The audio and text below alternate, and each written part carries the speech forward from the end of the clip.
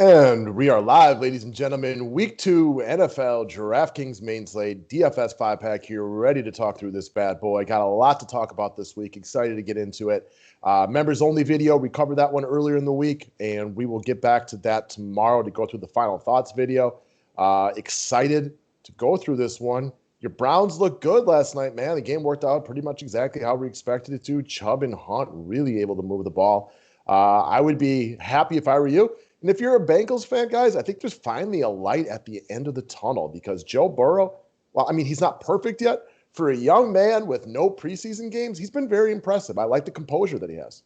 Yeah, he looked damn good. The Browns look good. Finally, they look good. We talked about this a bunch already this morning. Not only did they win, but they looked good doing so, which was much needed. Already went through this, but I'll give you one more shout out on it, and then I'm going to not bring it up again. Great call, Mike Thomas. He definitely was better than Bryant. Bryant's good, though. Like, I was encouraged by him. They didn't throw a ton. Obviously, he caught that one ball, and then the interception was going to him. So could have been a bigger day, but obviously Ross was a better play. Was very involved and caught a touchdown at the end. So good call there. Excited about the Browns. Browns got the Redskins at home next week. So all of a sudden, we could be looking at 2-1, and things are looking up for sure. Most definitely, guys. Speaking of looking up, something I wanted to bring up real quickly before we dive into the plays of the week is just the season's still early. If it's gone really well for you DFS-wise so far, don't get cocky. And if it's gone really poorly, we're just over a week into the season. Like, it's really easy to get frustrated when things aren't going well or feel like you beat the system if you've had a hot run to the start of the season.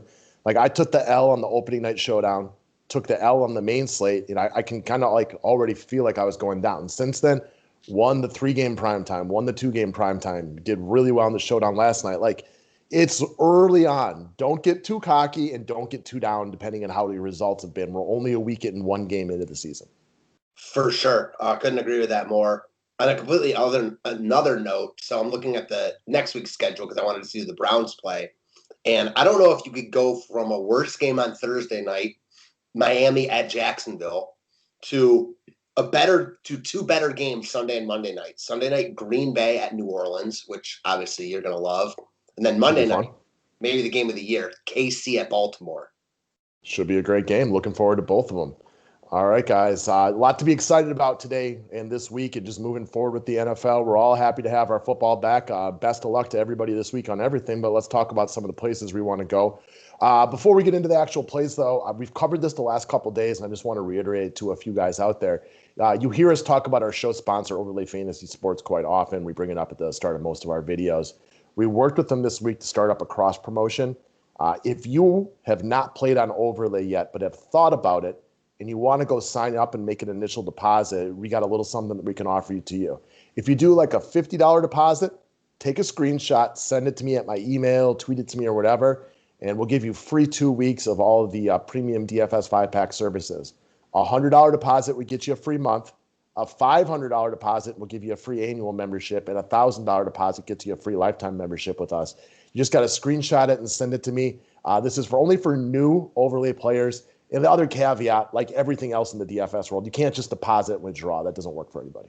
No, I mean, if you do that, we'll find out, and the deal won't be valid, so don't do that. Yeah, I think we all, like, when I first signed up for DraftKings, oh my God, just years ago, and you're like, you get a 100% deposit match. My thought were like, okay, I'll deposit $100, take my 100 back, and then play with the other 100. I'm like, oh yeah, it doesn't work that way. Nah, usually you got to roll that stuff over. Definitely, guys. Subscribe to the station if you're new to it. Thumbs up is always appreciated.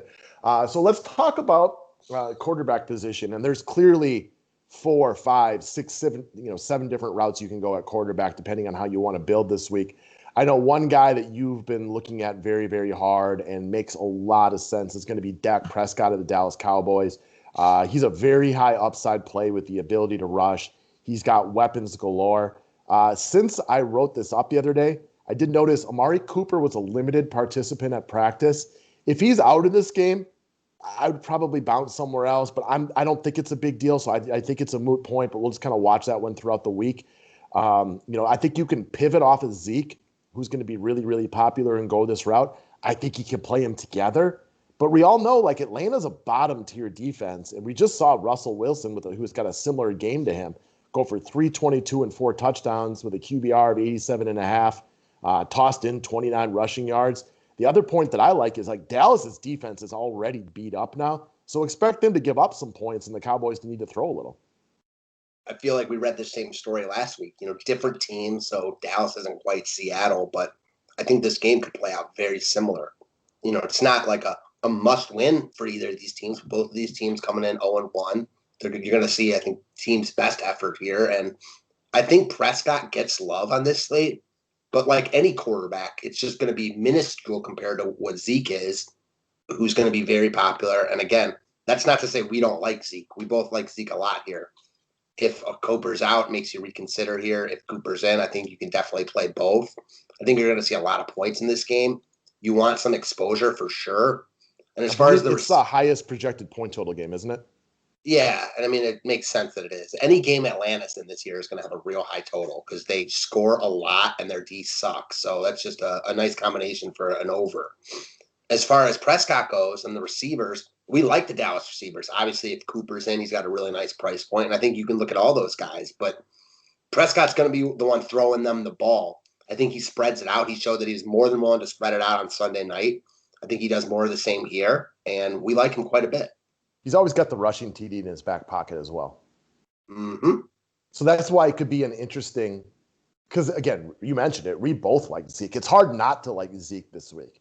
But as we've seen in DFS and football for years now, it's not, Zeke could go for 120 yards, but if he doesn't hit pay dirt at all, it's very easy to get a better running back. And that's where you have to assume Dallas puts up point against Atlanta. And that's why pivoting to Dak off of Zeke, could make sense. You can play them both. And in the cash game format, I don't mind that in the slightest because there should be yards and points in this game. But it's definitely an intriguing pivot because it's not impossible for Zeke to get 150 yards, 3 catches, which is a fine day, but not a monstrous day if he just doesn't score. Yeah, it's all about the touchdowns. All right, moving down from there. So, we mentioned Zeke in passing.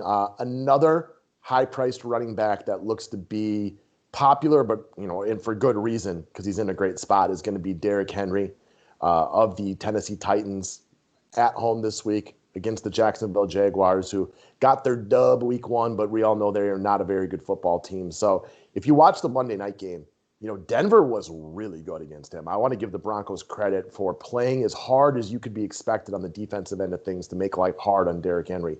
He still ran it 31 times for 116 yards, caught a couple of balls, didn't hit pay dirt at all, came up a little short on multiple occasions. So nobody is a lock for 100-plus yards and a touchdown. But like Henry feels like a lock for 100 yards and a touchdown in this situation. He should get a huge workload again. They don't really have great options as backup running backs. He's their guy. Evans is likely to play this week, but unlikely to be fully healthy. And the Jags are just not very good. And I'm sure Henry gets plenty of love, but he gets plenty of love for good reason. Yeah, I mean, listen, there's a couple other cheaper running backs that are getting even more love than the expensive guys. And it makes sense because they're cheaper and their value. So that's going to eat into the ownership of the high-priced guys. I know we both agree that Henry's a priority on this slate. Even with value coming out, we both like Henry a ton as one of, if not our favorite expensive player on the slate. I agree with you. I'll never say anyone's a lock for 100 and TD, for 100 and a ton. But if I had to pick one guy this week that I thought was going to do it, it would be Henry. Yeah, I mean, that's the nice part about Derrick Henry when it comes to how Tennessee plays. Very much like your Browns last night.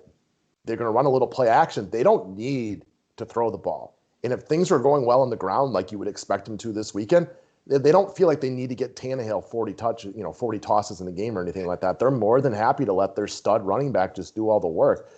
So he sets up to be in a real good spot right here. And you have to assume home opener against Jacksonville. This is a good spot for Tennessee just to grind the clock and give him a ton of touches.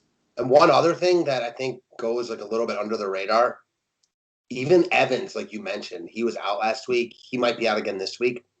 Henry was on the field for 100% of Tennessee's run plays last week. That's pretty crazy, especially in this day and age where you see all these running back tandems. Henry is the guy there. Like even in Dallas, like Zeke is obviously the guy, but they got Tony Pollard who they'll get sporadic carries to. Like there isn't even that guy. He's pretty good. There isn't even that guy in Tennessee. No, not at all. Just a side note for Derrick Henry, for maybe you guys who don't watch him as closely, I've really, turned into a big fan of his. If he's not balling for you early, it's not always the end of the world. This guy is what you call a closer in the world of the NFL. He gets stronger as the game goes along, and the other team stops wanting to tackle him. So things get worse. Teams will often like really get up to get after him early in the game. The problem is because he's 800 pounds, like he is a beast and hard to take down. So we saw it last year. I want to say it was against the Texans in one of the last couple of weeks of the season where like he was blah. And then like he breaks like 100 yards in the fourth quarter and another score. And all of a sudden you're like, oh, an okay day went to a great day really quickly. That's kind of who he is. He gets stronger as the game goes along. And if you've ever played football in real life and had a guy like, not Derrick Henry, but had like a real big running back on the other side who keeps getting the ball, man, is it hard on the defense to keep trying to tackle a guy like this. It's just painful. Yeah, it wears you down mentally and physically. Yeah, he's a beast. All right, moving along. I want to talk about Bob Woods of the Los Angeles Rams. I feel like he's a receiver this week that might go a little bit under the radar because the mid-tier at wide receiver has several good options at your disposal. So if you want to go back to last season, Robert Woods, this was his 8th straight game in week 1 to have 8+ targets. He's only dropped below 67 receiving yards in any of those games. He's extremely consistent, which is appealing for cash games. But I also expect him not to be like overabundantly owned, which is going to be good for GPP. So I think you can play him in any format. There's no longer Brandon Cooks. Todd Gurley is gone. He is one of, if not the focal point of the Los Angeles Rams offense at this point. He's a very underrated player who just goes out and consistently has a role in this offense. He runs it occasionally. He is a target monster for, the Los Angeles Rams. He's just a very solid play week in and week out. I was definitely about to grill you on that third bullet point, but I see you backtrack a little bit. Do you think he is the focal point of their offense? One of. He's I agree. Focal point. I think that him and it's funny because I feel like you used to be higher on Kupp than Woods, but now you're a little bit higher on Woods than Kupp. Well, over the last half a season, Woods has outplayed Cooper Kupp by a big margin. So, I mean, I guess the proof is in the pudding, if you will. I think both of them are still about even. Not going to be surprised at all any given week if Kupp is better than Woods and vice versa. I like both of them. Woods is about as solid as they come, and you're right. Like, he's not going to get much love here because this price range of receiver is going to be like vultured by Amari Cooper, who's only $100 cheaper. So I love the pivot to Woods, and he's a really nice cash game play, as you mentioned. Yeah, the mid-tier of wide receiver this week has got a lot of really, really good plays. So there's, a variety of ways that you can go right here. And that's one of the things I like about Woods is, again, consistent for cash, lower owned. What if he hits pay dirt twice? This guy could easily, roll into 25 to 30 DK points because of the fact that the Rams have less weapons than they did a while back. Yeah, Higbee's pretty good. They got a couple of running backs, but, it is Woods and Kupp, Jared Goff, who, kind of make this offense go now. Yeah, you're definitely talking me onto him because it's like you look at him and you're like, most people are like, where's the upside coming from? Well, anyone can hit upside if they reach pay dirt twice. Exactly. All right, let's keep moving down the list. Wide receiver that you like is going to be Mike Williams of the Los Angeles Chargers. And I think one of my favorite parts about this pick is for the Chargers, they have what's considered a very small target tree. It's Mike Williams, Keenan Allen, and Hunter Henry.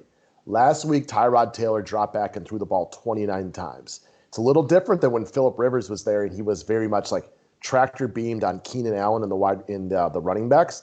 Tyrod Taylor, I think it was 9 targets for Mike, 8 for Keenan, 8 for Henry, which was 25 and 29 last week. Mike Williams at 4,200, big-bodied wide receiver. I know you're a big fan of his. He's very, very cheap. And, who's got 2 thumbs up and thinks the Chargers are going to have to throw in this game to keep up with the Chiefs? This guy right here. I think everyone feels that way, and why wouldn't you feel that way? The Chiefs are just the best team in football. The Chargers are not. Williams is by far their best down-the-field threat, big body guy that you talked about. Very affordable for his upside here. I mean, at this price point, he catches, a couple deep balls, not even touchdowns, and he's paid off his value. Obviously, you want more if you're trying to win a GPP with him, but I expect him to get love at this price. He deserves it. There's so many receivers in play. He's not going to be like chalk. He's not going to be unowned. I think you play him in any format. I prefer him in GPPs because I think he is kind of boomer busty. But I like him all over in a spot where, like you said, San Diego is going to have to throw. The Chargers, excuse me. Yeah, there's a lot of options at wide receiver this week. There's a couple guys even cheaper than him I like. There's a bunch of guys more expensive. There's a bunch of guys at top I like. It's going to be an issue with wide receiver. I think one of the smart things to do is check back on Saturday and Sunday. Try to get your best idea of where ownership is going, because if Mike Williams is big time chalk, you want him in your cash lineup, and maybe you want to go a different route in GPPs. The same thing goes for any of the other wide receivers we can mention. Like, it's a good idea to play the ownership game a little bit, because touchdowns are hard to control, and that's where the big time upside comes from. I have zero arguments against using Mike Williams in any format this week, but if he's super popular and you want to fade him in GPPs, I completely understand. But if he's super popular, you want him in your cash lineup, because they're going to have to throw this week. There's no questions about that. Yeah, I'm not sure where his ownership's going to come in. I mean, like every NFL slate we talked about, there's just so many guys in play. It's hard to know exactly where ownership's going to land. I mean, you trust projections a little bit, but only a little bit, because I think quite simply, most of them are off. It's week 2. There's a lot of unknowns. There's so many guys in play. I think that Williams is going to get love here, even if projections don't say so. Side note, I'm never going to get used to saying Los Angeles Chargers. I don't know about you. I mean, the San Diego, no, the team formerly known as the San Diego Chargers. It'll take me forever to get adjusted to things like this.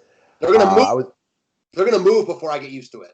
Probably. I was joking around that last night, and I was talking about how many NFL games I think I've watched in my life that were non-Green Bay Packers, because I was watching the entirety of the Bengals and the Browns. And I'm like, in my life, I've watched at least 1,000 games that are not directly related to the Green Bay Packers. So with 30 some years of watching football, like, for me to change to Los Angeles Chargers, it's going to take forever, like literally forever. Yes, I'm so with you.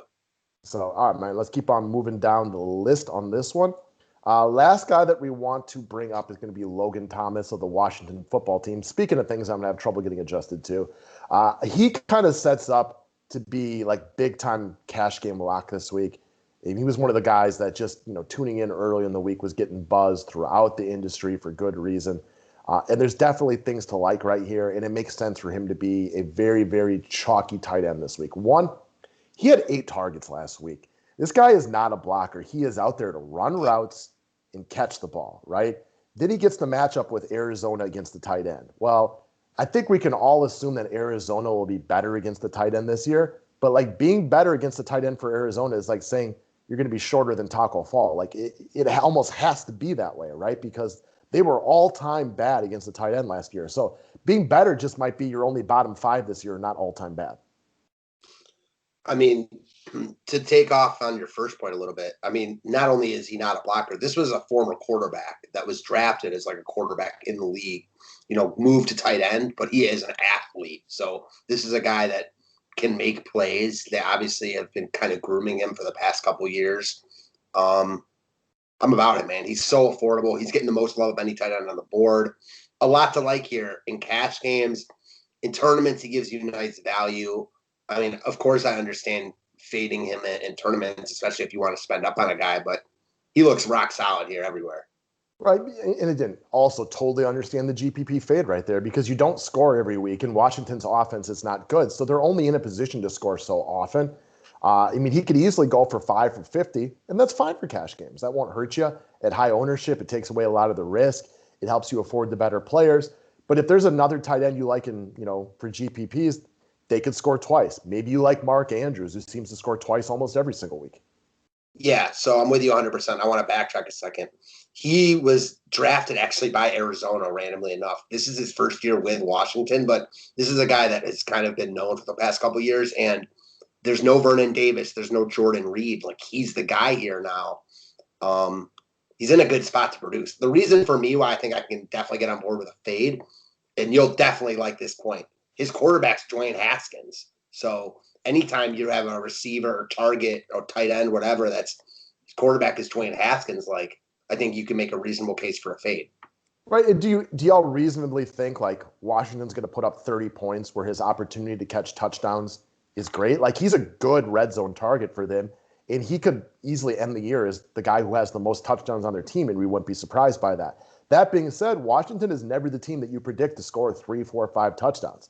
That's why if you want to pay up for like a Mark Andrews, as I mentioned in GPPs, like Mark Andrews scores twice a lot. Why? because Baltimore is constantly dancing around the end zone, and they also have a very short target tree, right? It's Yeah. Hollywood Brown and Mark Andrews, right? Like, that's pretty much all that they got going. So I'll play Logan Thomas in cash games. He'll be wildly popular. He makes all the sense in the world, and I don't think you have to fade him in GPP. It's just, but upon an ownership play, I can understand why somebody would want to go that direction. So it goes back to what we talked about earlier, but like the opposite way. So touchdowns are very random to a sense. Like you never know who's going to get them, but it's definitely easier to predict that Mark Andrews is going to score more than Logan Thomas because Baltimore has a much better offense than Washington. Yeah, that part of it's not random. And Right. again, like especially for Baltimore, like Mark Andrews is their top red zone target, and not by a good margin. I love Hollywood Brown. He's more big play, stuff like that. He's not a big bodied wide receiver, so Mark Andrews is going to be a focal point in the red zone, and they just have way more opportunities to score because it seems like they're almost always in the opponent's red zone. Amen. So, all right, guys, that is what we got for this week. I want to wish everybody best of luck. And I do want to just kind of go back to the point that I brought up early on, which is if you haven't had a good start to the season, keep your chin up. It's a long season. And if you're killing it, just good job, way to go. But it doesn't mean it's going to hold up that way, so don't get too cocky. Sometimes when you're doing really, really well, it's easy to start playing free and loose, which can be great for being a little bit different and making those cocky plays that can win you big money. However, sometimes you get too cocky and then you start playing too many off the wall plays, and that ends up biting you in the butt as well. So it's very early in the season. So no matter what your results are, just temper the expectations. You can easily turn this thing around if it's going poorly. And if it's going really well, hey, keep kicking butt. Yep. Always stay humble, though. Yep, exactly. Bitch, be humble. Yep. Thanks, guys.